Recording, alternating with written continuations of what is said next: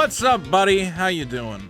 I got a question for you. Are you a stock man? Do you like playing the stocks?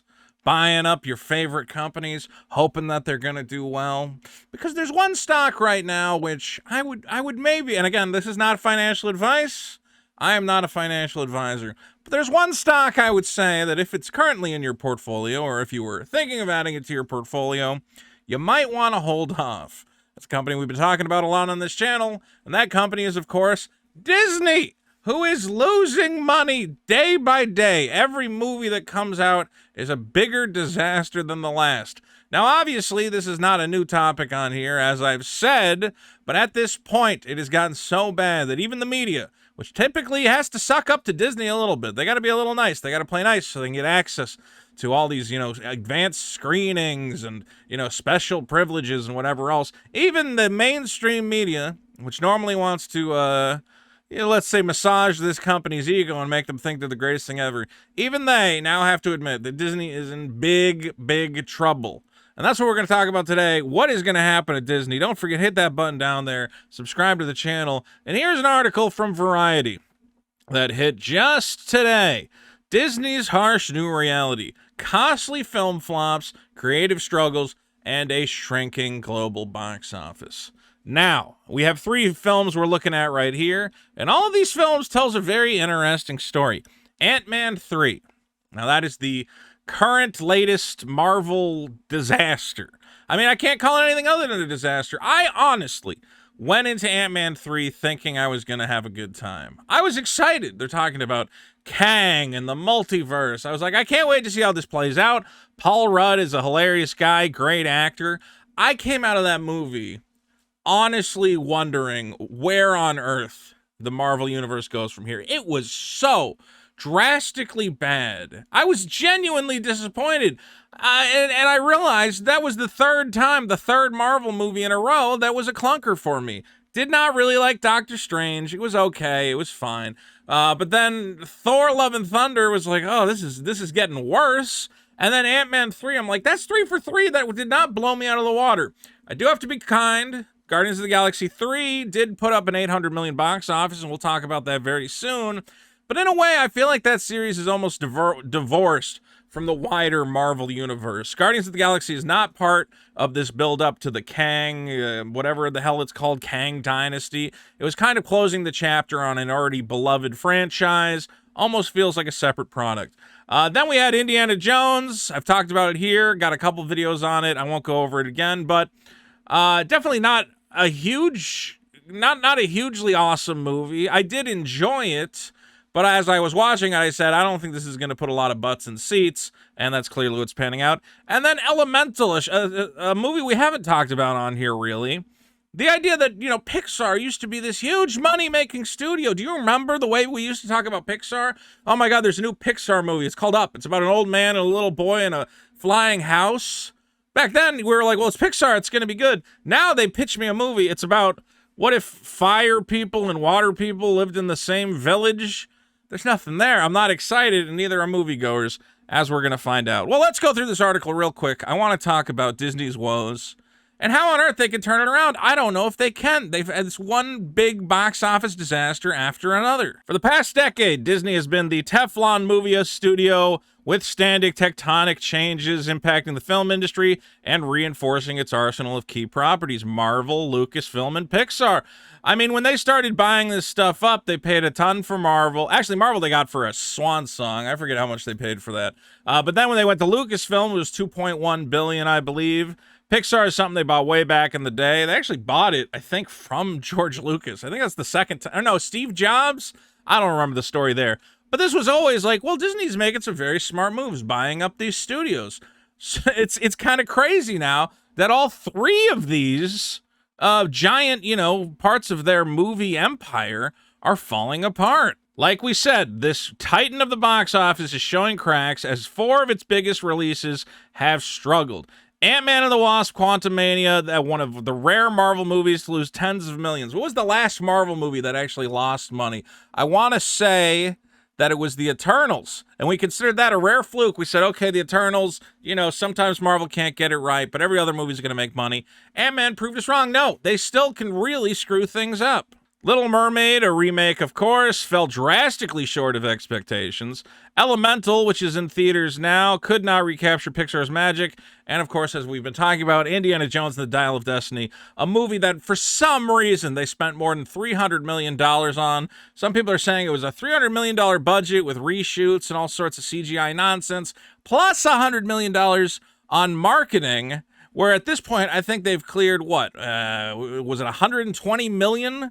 So right now, I mean, it's going to make a little bit more back on streaming, home video sales, whatever else.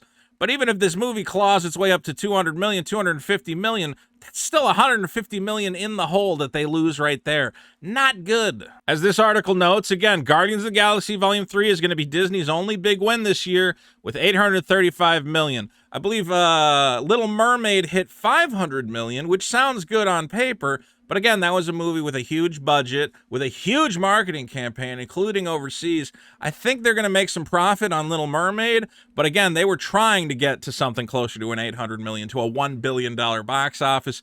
Did not get there. This will be the first time since 2014, not counting the pandemic years, that Disney will not have a $1 billion movie at the box office. That's pretty crazy. That's been their strategy, is to have these huge mega tent poles, okay? It's not like the old days of Hollywood where you tried to make the movie for as little money as possible. The new strategy became, I don't know exactly when it started, I don't know what to point it at, but the strategy has become to make the mega franchise. I think it might date back to Avengers making $1 billion at the box office.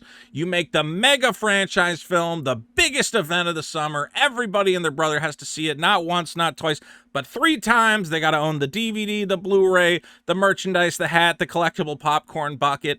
This has been the strategy for Disney, is to be the home of the mega franchise. But we're finding out that it's not that easy to pull off. You can't just manufacture a $1 billion movie. You can't just wish it into existence. It's a rare thing that you get to put it together. As they note, 2022 was actually a good year for Disney. Wakanda Forever, I want to say, hit 800 million. I don't think it hit, it definitely didn't hit $1 billion, but it did very well. Doctor Strange in the Multiverse of Madness, again, did very well, but I think that was because it was at the beginning of this new Marvel multiverse saga. We were excited to see the beginning of the next phase, to see where it went. I think a lot of people went into that movie kind of the way they went into like The Last Jedi, where they're like, oh my God, I can't not see the new Marvel movie, and then came out of it and they're like, oh my God, what's happening here? I don't think the damage to the Marvel brand was as bad as The Last Jedi, but I do think that that was a movie that really diminished people's love of Marvel, or at least made them question it, say, do I really want to keep seeing these movies? It kind of feels like they're just not that great anymore. Disney also inherited Avatar: The Way of Water. I guess you can call that a win for Disney, but, they paid $1 bajillion for Fox to get the rights to all that stuff, so at least they recouped some of their Fox investment. But honestly, they paid a lot for Fox. I don't know why they paid as much as they did for Fox. They get the Simpsons, they get the X-Men. None of that stuff is worth what they paid, as far as I can tell. Now, interestingly, as they say, Disney outranks the competition in terms of market share. Disney right now is 37% of all movie industry revenues. It makes sense. I mean, again, they've paid out the nose to own all these properties. They're putting out mega franchise films. They're trying to can take control of the box office, and they've done it, but they have control for what end? I mean, they're not making a lot of money off these movies, or again, in the case of Indiana Jones, they're losing money. Now, here's what's interesting. What I was talking about, again, is that mega tentpole strategy, and this article agrees with me. This is an all tentpole, all the time strategy. Disney is not putting out little stupid films, and if they do, they're putting them on Disney Plus, where it almost doesn't matter.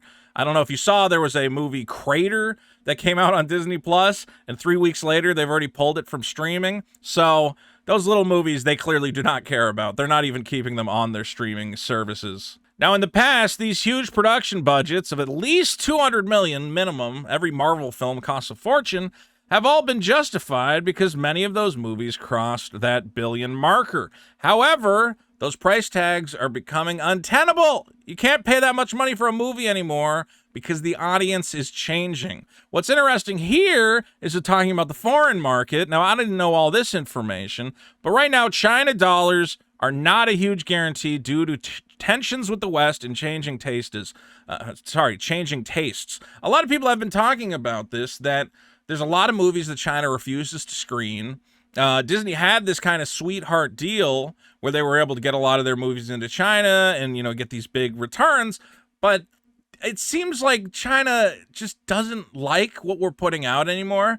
China has weird tastes, man. They love the Transformers movies, even the terrible ones. Clearly, they loved, all the Marvel stuff back in the Robert Downey Jr. era. It seems like this new era where you have a bunch of different diversity characters and whatever else, they're like, just give me back Robert Downey. Well, who are these people? I don't care about Black Panther. That's China. They're a little bit xenophobic. It's a different culture. What are you going to do?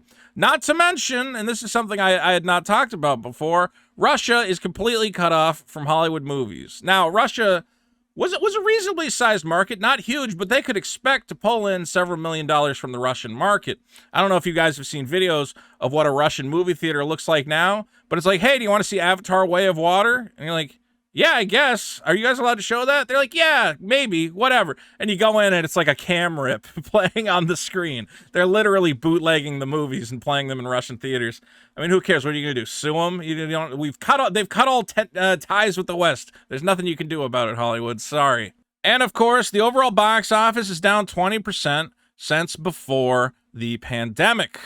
But I want to say that this 20%, people are gonna blame it like, oh, people are afraid to go to the movies, they're afraid of getting sick.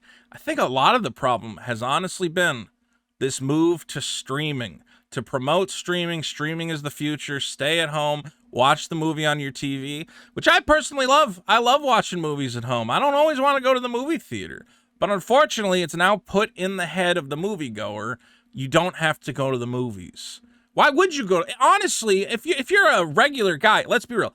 I go to the movies because I have a channel where I can make videos about movies, okay? I can put this up, I can put ads on it. I might make, I put up an Indiana Jones video, I make like $100, okay? I go, okay, well, that justifies. Again, I paid $50 for the ticket, and I paid $50 for popcorn for me and my buddy, so I break even, but I'm able to justify going to the movies. If I was an average Joe, if I was a regular guy, I don't think I'd be going to the movies that often. It costs a fortune for no good reason. I'll go on discount day, half-price movie days every Tuesday. I'd do that, but I'm not rushing out to see the new releases on opening night. And as we talk about, some people, you got a family, you got you, your wife, 2 kids, they all want popcorn, they all want soda, they're screaming. Your kid wants the Doctor Strange popcorn bucket that, yells at him in magic every time he eats a piece. You're going to end up spending $120 to take your whole family to the movies. It's crazy. So, if you're a family man or you're an older person who doesn't want to run out and watch a movie with a bunch of teenagers, why would you not just sit at home and be like, well, in 3 months I can watch it on Disney Plus? Not even 3 months. Sometimes after a month, these movies are on streaming. I don't know what they're thinking. They've made the movie not an exciting venture for people. You need to really, if you're really trying to get people back in the theaters, you got to stop putting movies on streaming after 3 months. 6 months, you got to make people wait or something. There's no reason to go to the movies if you can just wait a month, 2 months and see it at home. Who cares?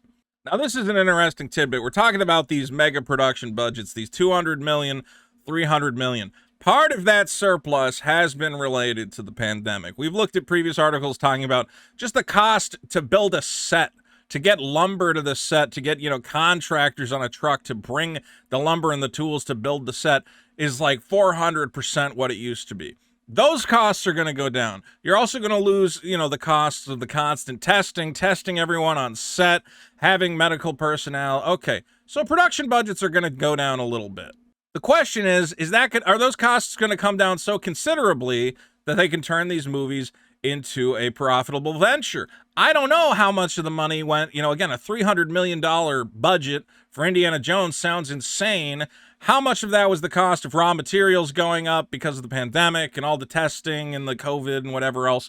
I don't know. It's possible maybe that movie could have had less of a budget, but it also sounds like a lot of these filmmakers getting very sloppy. We're hearing about constant reshoots, about sending it back to, having to get all the actors back out, having to get all the crews back out because you screwed up a scene or a scene doesn't work. we're seeing just these budgets bloat out of control, and at some point, these studios are going to start cutting back. Now, as I was talking about, again, streaming is really hurting the box office revenues. It's undeniable. And I wonder if they're going to start changing up streaming because they've been giving it away for too long. Remember when HBO had same-day releases of all their movies on HBO Max? That was crazy. I loved it. It was great. I could watch the movie the same day it came out in theaters on HBO Max. Of course, I loved it. But for them, the movie studio, they must have lost a fortune. And again, you lose out on stuff like this. With Endgame, people went to the movies 3, 4, even 5 times to watch Endgame. There were people who go, oh my God, you got to see it again. We got to see it again. And I have a similar situation where I loved Spider-Man Across the Spider-Verse. I loved it. Fantastic movie. And I've said I can't wait to watch it again. But there's no part of me that goes, I better go buy a ticket to watch it again in the theater. I'm going, I can't wait till it lands on streaming. I don't know what streaming service it goes to. Will it go to HBO Max? I'm not sure, but I'm willing to wait for it. Why spend another 20, 25 bucks watching it again when I can just, wait a month. It'll show up on streaming, enjoy it, make a little popcorn in my home popping machine, and not have to spend that extra cash. As analysts are pointing out, this has probably hurt Pixar the most because I think wasn't it multiple Pixar movies went straight to streaming? We had Onward was a Pixar movie. Was Onward? I believe that was Pixar. Straight to streaming. Turning Red, straight to streaming, which has completely devalued how people think of Pixar movies. Again, remember, Pixar movies used to be an event. A new Toy Story? Oh my God, I can't miss out on the new Toy Story. Now we have in our head, oh, Pixar. Those are those movies that kind of suck, and they suck so bad that they don't even put them in the movie theater. They just dump them on streaming, and everybody completely forgets about them. Disney has really destroyed the Pixar brand by shoving so much of this stuff on streaming without giving it the big theatrical release. It makes people think Pixar movies are not a big event anymore. They're just another movie. And what's crazy is that Pixar movies, as they say, Elemental paid $200 million. That's how much they paid out to get that movie made for basically no return. I think Elemental's dead at the box office, $60 million opening weekend. We'll see if it eventually breaks even. Compare that to the Mario movie. They spent $100 million, half the price of Elemental. And for $100 million, we are now over $1.3 billion for Mario. That's crazy.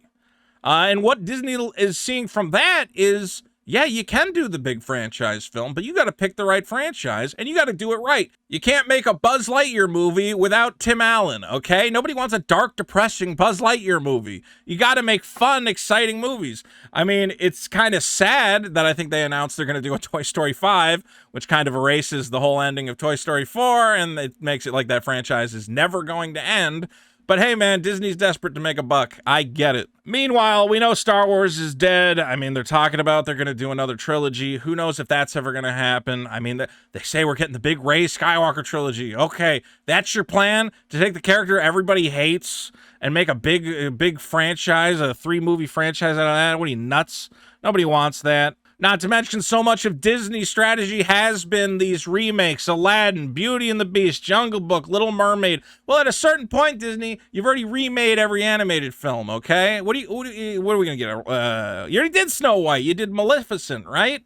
What is even left for you guys to reboot at this point? I mean, my God, you made a Cruella de Vil movie? What is happening? Okay, at a certain point, you are out of franchises to reboot. When are we getting the Rescuers live action? Nobody wants that.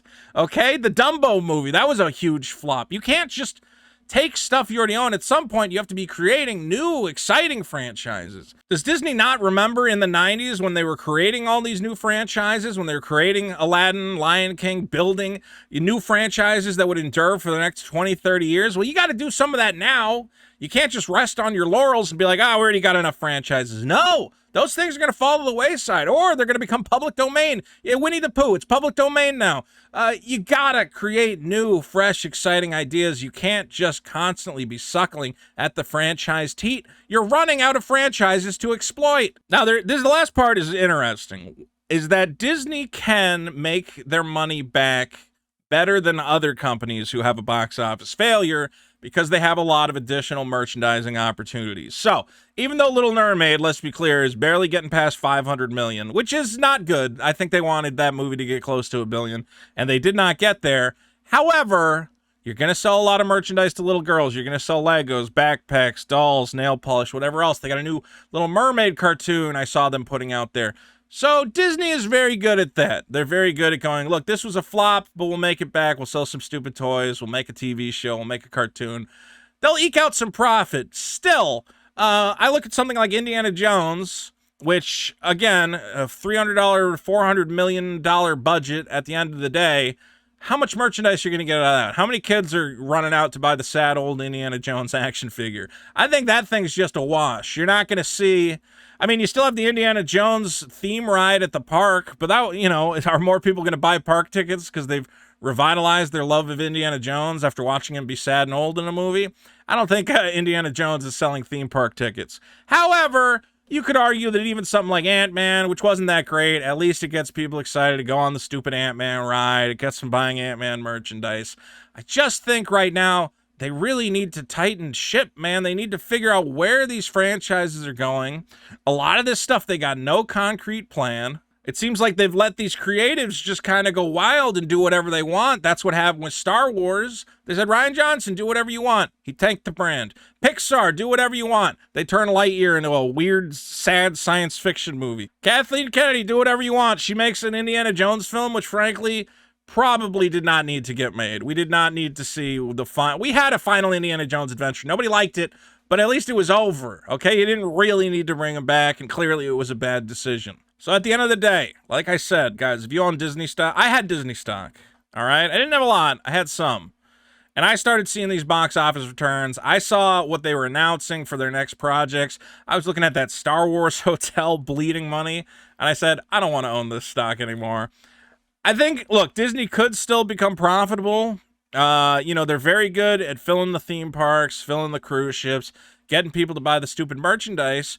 But if this continues this way, if they can't figure out how to make hit movies again, they're in big trouble. This is a big part of their business. These brands need to be exciting for people. Think about how exciting a brand Star Wars was, how exciting the Marvel brand was. Even me, a guy, I'm an idiot. I don't want all this stuff in my house, but I would go to the store and I would look at the Marvel action figures and go, oh, those are pretty cool. I kind of want one of those. Oh, look at that, cool Star Wars thing. And then the movies came out and I went, never mind, I want nothing to do with this Marvel crap, nothing to do with this Star Wars crap, because they've killed all these franchises. Someone needs to step up and right the ship.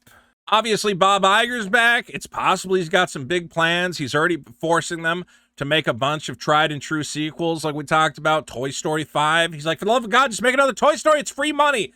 Okay, that might be good for the company. In the long run, though, if they just keep pushing out sequels, if they just keep pushing out remakes, can Disney continue to be a major force in entertainment? I don't know. I honestly think they need to sit down. They need to come up with some new, exciting projects. They need to stop relying so much on these dumb franchises that they bought. Yes, those franchises are probably easy money, but eventually they're going to run their course. Eventually people are going to be tired of the Star Wars, tired of the Marvel. They're already tired of it. Let's be real. We have Marvel fatigue. We have Star Wars fatigue. Okay? You need to come up with something new. And frankly, they're dropping the ball. We'll see where it goes. But they're in big trouble, guys. Absolutely. But guys, as always, I want to hear from you. How do you feel about Disney right now? How do you feel about the movies they're putting out? And honestly, I want to know, what would you do to turn this around?